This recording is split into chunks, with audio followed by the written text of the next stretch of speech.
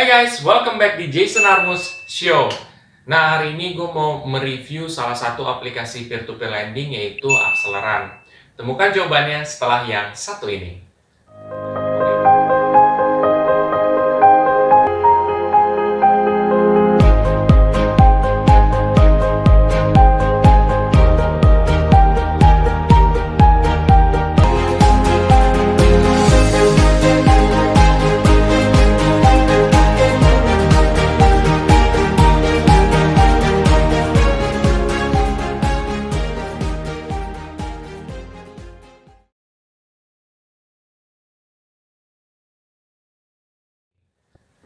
Oke, jadi kita mulai aja ya. Peer-to-peer Acceleran menurut pendapat gua ya salah satu peer-to-peer lending yang cukup bagus gitu yang ada di Indonesia. Dan menurut gua buat teman-teman yang mau mulai berinvestasi, especially di peer-to-peer lending, ya kalian bisa bisa nonton video ini sampai habis karena mudah-mudahan ini dapat bermanfaat. Jadi di sini gue mau benar-benar ngebahas nih ketika kalian yang masih pemula itu apa sih yang harus diperhatikan ketika mau investasi di peer-to-peer lending, especially di Acceleran ya. Nah, jadi pertama kalau gue pribadi ya, gue kan punya pengalaman investasi di peer-to-peer lending Acceleran ya. Dan yang gue lihat ini yang pertama kali itu adalah pinjamannya sendiri. Yang pinjamannya itu seperti apa gitu. Apakah pinjamannya ini proteksi asuransi ataupun tidak gitu. Kalau gue pribadi, gue akan memilih yang proteksi asuransi karena cenderung lebih risknya tidak besar gitu, tidak sebesar ketika yang nggak ada proteksi asuransi. Tapi itu balik lagi ke toleransi masing-masing ya guys.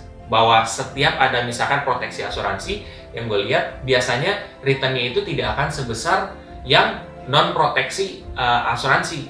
Nah itu ya. Lalu yang kedua yang gue lihat adalah ratingnya. Ratingnya tuh kayak gimana?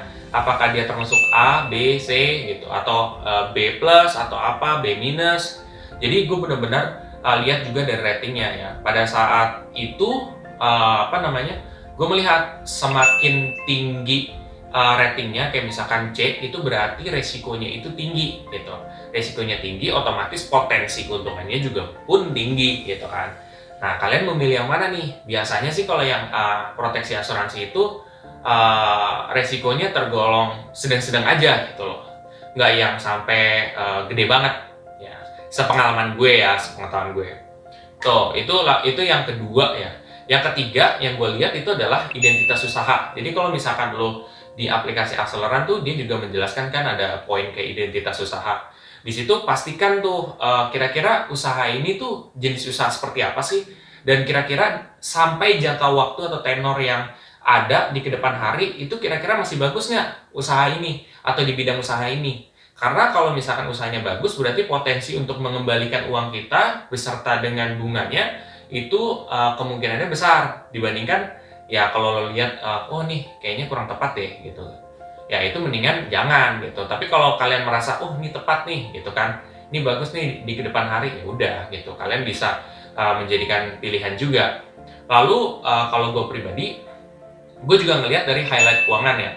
Jadi di highlight keuangan itu gue fokus terhadap pendapatan dan hutang juga kan. Di situ lihat gue kira-kira dengan pendapatan mereka, laba bersihnya, terus dari pendapatannya juga, dan juga dari sisi utangnya, apakah mereka itu bisa nggak kemungkinan gitu dengan hutang segini terus mereka bayarnya segini gitu loh, atau kayak bisa nggak sih gitu loh mereka bayar utang gitu. Lo bisa perkirain aja dari pendapatan mereka dan utang yang ada tuh ya.